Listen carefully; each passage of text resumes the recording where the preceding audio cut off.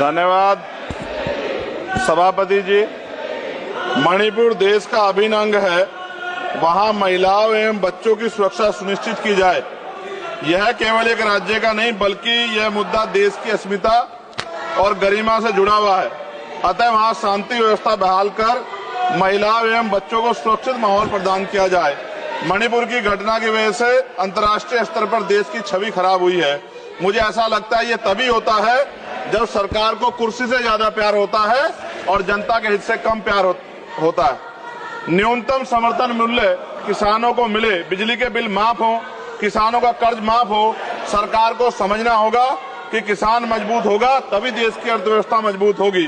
खाद पर सब्सिडी बढ़ाई जाए, यूरिया नहीं मिल रहा है, खाद का वितरण पारदर्शिता लाई जाए। यदि समय रहते सरकार ने संज्ञान नहीं लिया तो वो दिन दूर नहीं कि देश में खाद्य संकट हो जाएगा। महोदय, गया में महाबोध विहार प्रकरण जो है, वहां से बुद्धिस्ट समाज में चिंता है और आक्रोश भी है। सरकार उसका हल करे, बुद्धिस्टों को उनका हक दे, जैन समाज की भावना का भी सम्मान रखे और ईसाइयों में भी हमले बंद हो और बहुजन महापुरुषों के विचारों को कार्य और पाठ्यक्रम में शामिल किया जाए। आज SC/ST पे एट्रोसिटी बढ़ रही है, जातिगत भेदभाव की वजह से बारातें रोकी जा रही हैं। अभी हाल की घटनाओं में कई ऐसी घटनाएं हुई हैं उत्तर प्रदेश में जहां जातिगत अपमान हुआ है।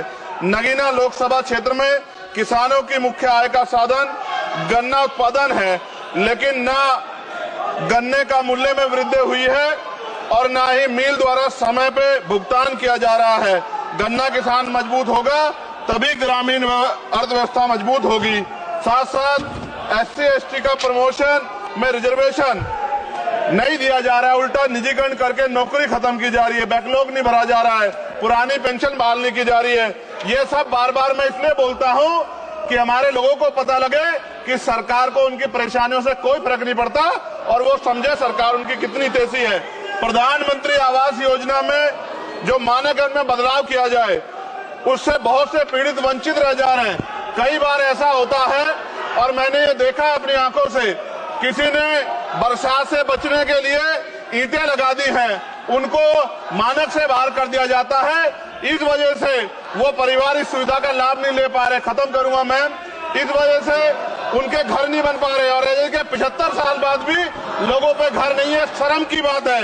नगीना लोकसभा क्षेत्र में केंद्रीय विद्यालय खोले जाएं और जो पहले से संचालित केंद्रीय विद्यालय हैं उनमें किताबों से लेकर सभी आवश्यक एवं पर्याप्त सुविधाएं सुनिश्चित की जाएं ताकि क्षेत्र के बच्चों को गुणवत्तापूर्ण शिक्षा प्राप्त हो। और अंत में मैं खत्म करते हुए कहना चाहता हूं, अभी ईद का त्योहार आ रहा है, हम भी ये देखेंगे और देश भी ये देखेगा कि सरकार उनको कितनी मदद करा के उस आयोजन को, उस त्योहार को मनवाने में मदद करेगी, जैसे अन्य धर्मों को लगातार मदद कर रही है, क्योंकि भारत एक धर्मनिरपेक्ष राष्ट्र है। मोदी जी, खत्म कर रहा हूँ, खत्म करिए तो आवाज का हाल देख लो आप क्या करिए, कंप्लीट करिए प्लीज। भारत एक धर्मनिरपेक्ष राष्ट्र है, लेकिन मैं ऐसा समझता हूँ जिनकी सरकार है उन्हीं की बात होगी।